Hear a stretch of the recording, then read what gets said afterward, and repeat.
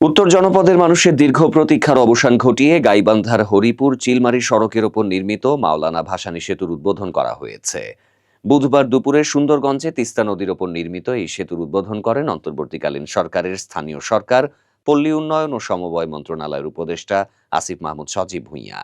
উদ্বোধনের পরপরই সুন্দরগঞ্জ উপজেলা জামে মসজিদের ইমাম ও খতিব মাওলানা মুফতি মোহাম্মদ ওমর ফারুক মোনাজাত করেন।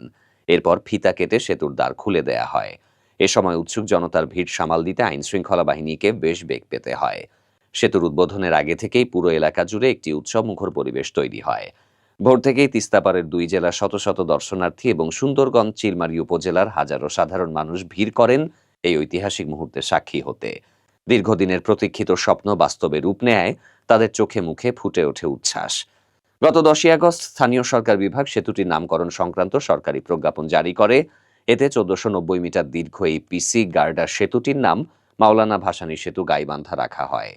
2014 সালের 25শে জানুয়ারি তৎকালীন প্রধানমন্ত্রী শেখ হাসিনা ভিডিও কনফারেন্সের মাধ্যমে এই সেতুর ভিত্তিপ্রস্তর স্থাপন করেছিলেন। নানা জটিলতা এবং একাধিকবার তারিখ পরিবর্তনের পর অবশেষে 11 বছর পর সেতুটি চালু হলো। এলজিডি সূত্র জানায়, সৌদি সরকারের অর্থায়নে ও চায়না স্টেট কনস্ট্রাকশন ইঞ্জিনিয়ারিং লিমিটেডের তত্ত্বাবধানে এই সেতুটি নির্মাণ করা হয়েছে, যার ব্যয় হয়েছে 885 কোটি টাকা। 1490 মিটার দৈর্ঘ্য, 9.6 মিটার প্রস্থের এই পিসি গার্ডার সেতুটি এলজিইডির ইতিহাসের সবচেয়ে বড় প্রকল্প। সেতুকে ঘিরে প্রায় 80 কিলোমিটার এক্সেস সড়ক, 58টি বক্স কালভার্ট ও 9টি আরসিসি সেতু নির্মিত হয়েছে। এই সেতু চালু হওয়ায় গাইবান্ধা, কুড়িগ্রাম সহ উত্তরাঞ্চলের অর্থনীতি ও জীবনযাত্রায় বড় পরিবর্তন আসবে বলে আশা করা হচ্ছে। স্বল্প খরচে কৃষি ও শিল্পপণ্যের পরিবহন সম্ভব হবে এবং ছোট মাঝারি শিল্প কারখানা গড়ে উঠবে।